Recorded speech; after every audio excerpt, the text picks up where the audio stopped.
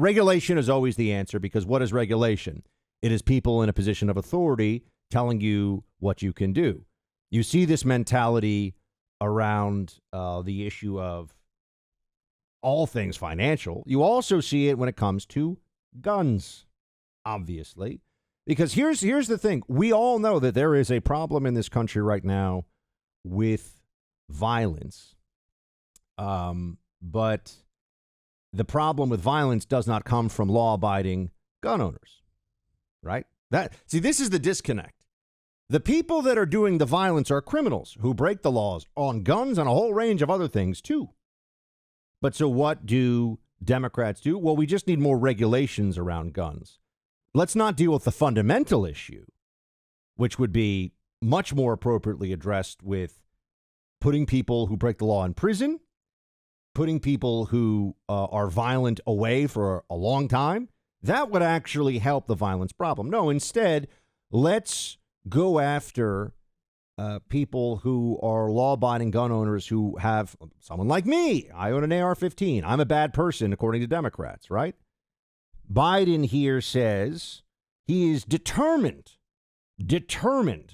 to ban assault weapons.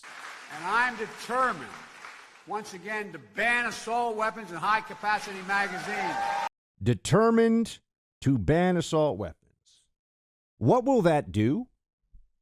Well, if you actually look at any honest study that shows, first of all, assault weapons, modern sporting rifle, whatever, we get into these terminology back and forth. People say, well, Buck, there's no such thing as an assault rifle. And then I have to say, well, look, I mean, in California, unfortunately, now there is, because they codify these things. They say an assault rifle is, and they make it a law. So, depends on where you are. But yeah, of course, it's the big, scary guns that they don't like law, right? It's, oh my gosh, which account for, I think it's less than 2% of actual violence in the United States involving a firearm.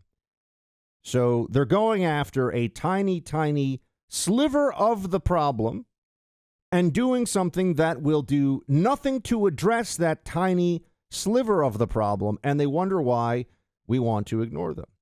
I mean, you may have noticed, by the way, on a different issue, but what was this? This was just a couple of days ago, I think it was. Greta Thunberg, this is on climate change, has deleted, people figured this out, in 2018 when she was, 16 or something, and the whole world was listening to her, deleted a tweet saying that climate change would wipe out all of humanity unless we stop using fossil fuels by 2023. Perhaps the most famous, sorry, Al Gore, the most famous climate change zealot in the world right now is on the record saying not just crazy stuff that isn't true. But you see, there's a very similar mentality about dealing with firearms and guns. I can sit here and try to explain to a Democrat like Biden, who, by the way, Biden, this is for the base. This is for the Democrat base. It's not about violence. You have to fundamentally understand that as well. It's not about stopping gun violence. It's actually not what they're doing. Democrats want to ban assault rifles, as Biden just said, because it is a thumb in the eye of their conservative political opponents.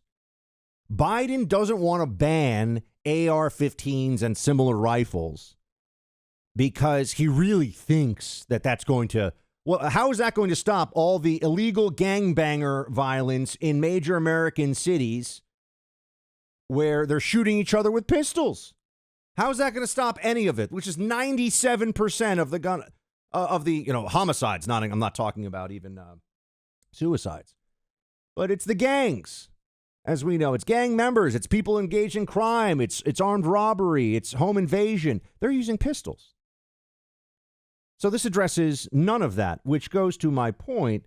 This isn't ultimately about, this is a 2024 move for Biden, even just saying this. He also wants to go after gun manufacturers. Here he is saying something that is just, not only is it somewhat untrue, it is in the complete opposite direction of the truth. Play clip 11. Second thing it does, the executive order ramps up our efforts to hold the gun industry accountable. It's the only outfit you can't sue these days.